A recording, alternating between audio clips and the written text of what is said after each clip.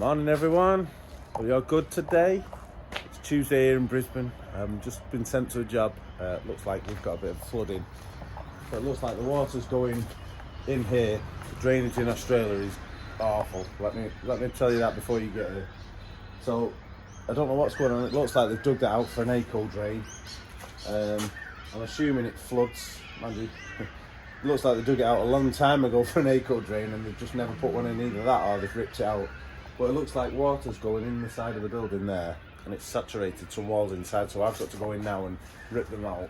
But I don't know whether the person who lived here has passed away, because the house looks like they're cleaning it up, ready to sell. If they have passed away, that doesn't look a good sign, does it? It looks like they've tried to do their own burial. So I'll take you upstairs now and we'll give you a quick walk around an Australian house. This is like this is the kind of house you find most people living in. But here we go. So as you can see, it's a bit wrecked. Just zoom out a bit there. See, zoom in, out. So yeah, it's a bit wrecked, the building. So this is the kind of house I'm looking to get hold of to do a renovation when we get one. Needs a lot of work, but if you're doing it yourself, it's not too bad. Obviously, you'd rip all this kind of stuff off because it's just crap. Someone's already kicked it in there by the looks of it. But yeah, the big houses in Australia, you'll find that. And this one's a good one because it's got quite high ceilings. Usually, they're only 8-foot ceilings, where these are a little bit higher. I don't know what they are to be exact, but they look a bit higher. Basic kitchens. This is what you find in most houses in Australia. To an Australian, that'll be a good kitchen, and they'll look after that and they'll maintain it. Now, I get that a kitchen's meant to last, but that kitchen's got to be 20 odd years old. Got to be. I mean, when I was I used to work at a kitchen factory when I was 16, 17. These are the type of kitchens we were knocking out. So, yeah, it needs an update. And for a kitchen like that, don't quote me on it, but I've been speaking to people and they're saying for a kitchen that size, you're looking at about 20 odd grand. And if it's a decent kitchen, yeah. If it's, I don't know. In the UK, to fit a kitchen that size, you're looking at buying a kitchen, you'd probably spend £6,000 for a really high-end one. You could get a cheaper one for about 3 grand. And then I'd be fitting it for like 1,200 quid. 12 to 2.5 grand, depending on how big it was. If it was an easy fit one, you're looking at 1,200 quid, you'd probably have it in a couple of days. But yeah, over here it's just madness. People like to keep them, so yeah. Anyway, let's have a little tour. Enough rambling. So, it's a big house, this one. I think it's a 4-bed or something, so obviously I won't go looking in there too much, but see the size of the rooms. They're not bad sizes. The house we're living in, they're all tiny size rooms. You got the wooden windows. You don't see them. Everyone has these crim-safe metal windows now, and I think they're crap. Bathrooms. That's the kind of bathroom you're going to get if you move into a house. And they're happy to leave that. And what people do is they paint the tiles and they'll paint it. To me, that just wants totally ripping out and restarting. But people will actually make do with that. It's knackered. Get it ripped out. Little toilet, a bit random, isn't it? In a weird place. Master bedroom. There's a garden. Don't know if this will be open. Look at that, it's open. Good old piece of metal behind the door, stops you getting in. Yeah. But fair old size gardens. So for this size house now, I bet you're looking in the $600,000 mark, which is about 300 grand English. Just a bit less in dollars, say 290,000 American dollars or something.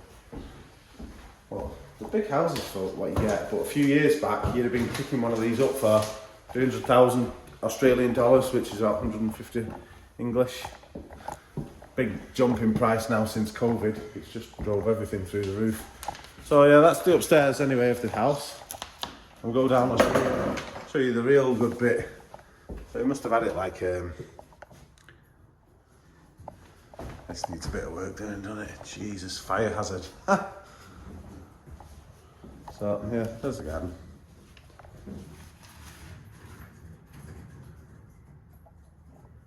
Something's on the roof. Is it a possum? Something big on the roof, yeah. Little trees cut down. It's a big garden, that. Get a nice pool in there if you wanted one. Anyway, going down into the dungeon. Dun. This is the, that's it. So, he's had a little bar area. See all the stuff where he's been. All the different pubs he's collected, all the beer mats, which is nice to see. Seen that as well. So, His Majesty's Australian Ship Shropshire, this is certify that he travelled in the ship conveying the Australian Victory continent to England on Victory Celebration Cruise 1946. So, yeah. A nice little beer garden, well, beer place. Go in this bit, and this is where we're going to be stripping off. So as you can see, this is where the water's come in. You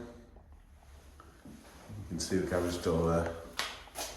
Obviously it's just flooded in through there, affected this wall, affected that wall. But look at the slabs. It's mad that all the slabs in the houses seem to be made up of loads of small slabs. And I don't understand why it's not one big slab, one big raft. Why they chop it all up into little bits. Look, it's like whether it was precast and they've dropped them in. So in that small area, you've got 1, 2, 3, 4, 5 different slabs. I don't understand why. And this is what it's like, and you go in Australian houses, new builds, and they're cracked to death. They're just full of cracks. They put 100mm slab down, which I think is insane. Usually it's about 250, 300mm, nice solid slab. And you can, I don't know whether you can see the floor, but it's all over the place. So, yeah, I don't know why they do it like that. Probably saving on concrete being cheap. So, let's set you guys up. And we'll rip these boards off. I'll just go and get a dust mask and then we'll get cracking. Now, I take no chances in Australia. Always wear my dust mask because in the UK, you had asbestos and it was used up until like the 1980s, I think, in the houses.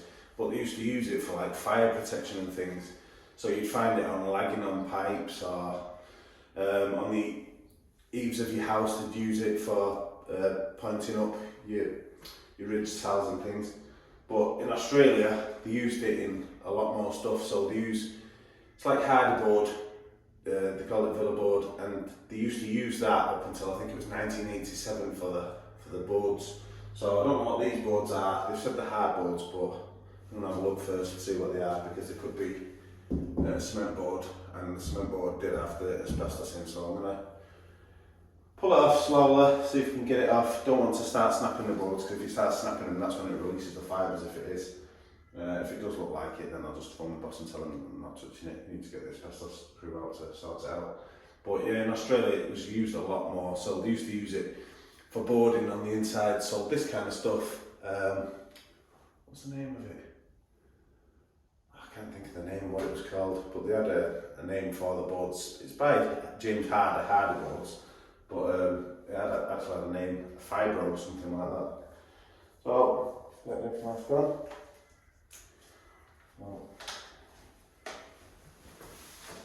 What's that? Pull it off. Let's have a look, see what we've got. I'm going to get a look at it now.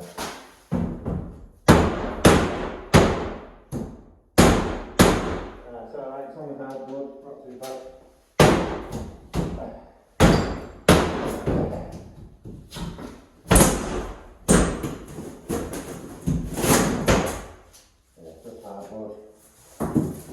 As you can see, it's just our hardboard. So what we're going to do is we're going to expose the wall, which there is no wall because it's straight through to the garage. So you know, it's this one pulling off and that one pulling off to see what's in the cavity of that one. So I'll get these off.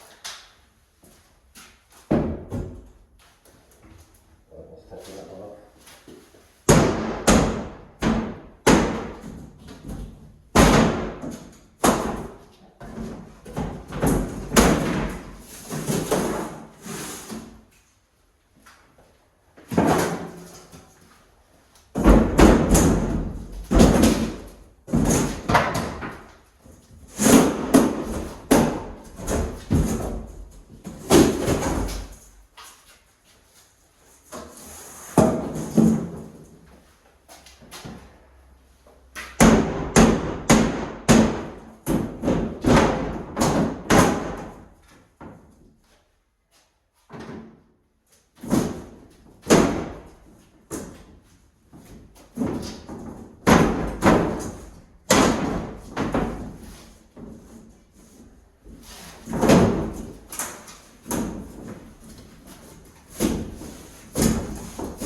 we want hardboard just a bit.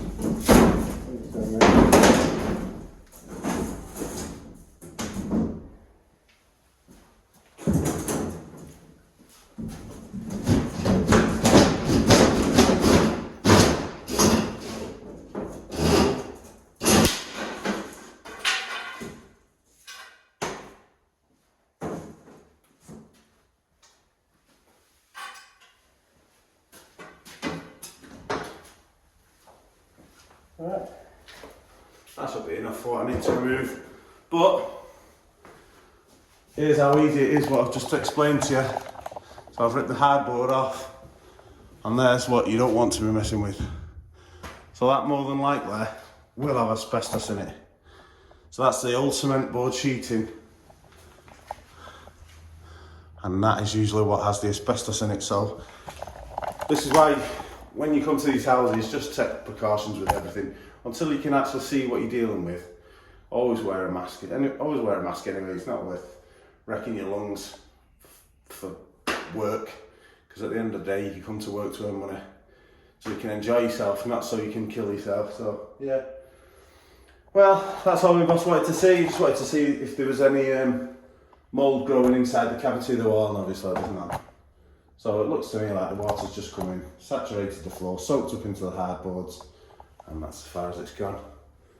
So I'm going to tidy up, need to measure these rooms, and then off to the next job. I'll be putting up a video for that job, because that's quite a big job that we're doing. So if you've not subscribed, please go and subscribe. I'll try and stick some more videos on. If you've got any questions, let me know in the comments. If you've got any questions about Australia and what it's like to live here, what it's like to work here, let me know. I'm going to be putting some videos on about wages and how to set up a business with your ABN and all that. So if you are thinking of moving to Australia and you want some tips and stuff, just hit the subscribe button, send me a message in the comments, and I'll answer it on there. So thanks for watching, guys. See you on the next one. Always wearing protection.